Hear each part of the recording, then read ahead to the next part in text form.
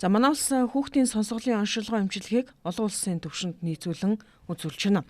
2025 оны байдлаараа нийт мэс заслын эмчилгээний 40 гаруй хувийг сонсголын нөхөн сэргийх хагалгаа эзэлжээ. Дөнгөж төрсөн нэраа хүүхдүүдийн дунд маш цөөн тохиолдолд дүлэрэлттэй сонсгол алдагдaltaй хүүхэд төрдөг бол дунд чихний өрөвсөл, архаг идэд өрөвсөл болон бусад шалтгааны улмаас сонсгол буурах асуудал үүсдэг байна. За энэ тохиолдолд нөхөн сэргийх хагалгааг үе шаттай хийдэг байна. 19 оноос өдий хүртэл 35 хүүхдэд сонсгол төрөлхийн дүлийн хүүхд онцлогдсон. Энэ тоо баримтаараа 1000-1-2 байдаг.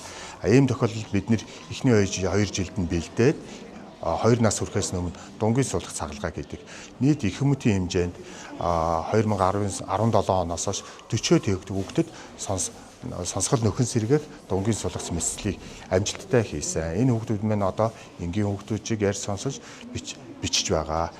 Мөн дунд чихний өрөвсөл төвчнүүд, вирусын халдвар төвчнүүдээс шалтгаалсан дунд чихний өрөвсөл болон архаг эдэд өрөвслөөс үүссэн сонсгол буралтууд, дамжуулах сонины сонсгол буралтуудад бидэд нөхөн сэргээх хагалгааг үе шаттайгаар амжилттай хийж нэвтрүүлдэг байгаа.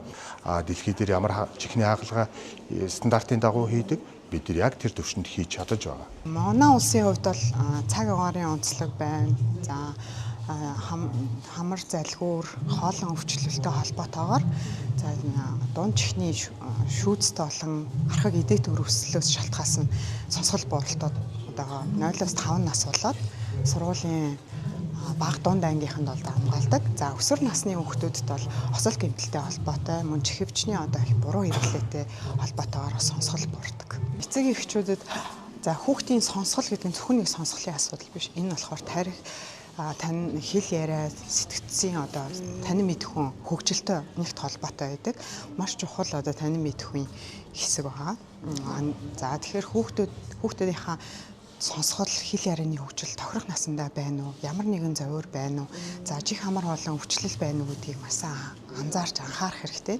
За ямар нэгэн зовир байгаа тохиолдолд, хоцрогдол байгаа тохиолдолд за сул сонсох шинжүүд илэрч байгаа тохиолдолд мэрэгжлийн эмчит цаг алдахгүй хандаарай гэж хэлмээр байна. За дээр нь чихвчний хэрэглээгээ зөв хэрэглээрээ 60-60-ын дөрмийг сайн баримтлаарай гэж хэлмээр байна. За энэ юу гэхээр дууны хүчийг 60%-аас ихэхгүй.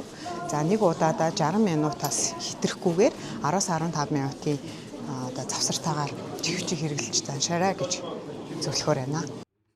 Их хүүхдийн эрүүл мэндийн үндэсний төв нэрагаас нь эхлэн сонсголын алдагдал онцлох аппаратад хоногдох хөрөмж хангалттай байна.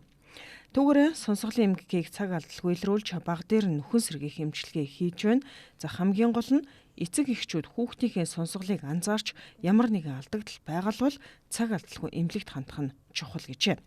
Мөн гадны нөлөөлөл буюу чихвчний буруу хэрэглээг хязгаарлаж элдв вирусын халдварын үед дунд чихний өрөвсөлд хүрэхгүй байхад сайтар анхаарахыг мэргэжлийн эмч зөвлөж байна.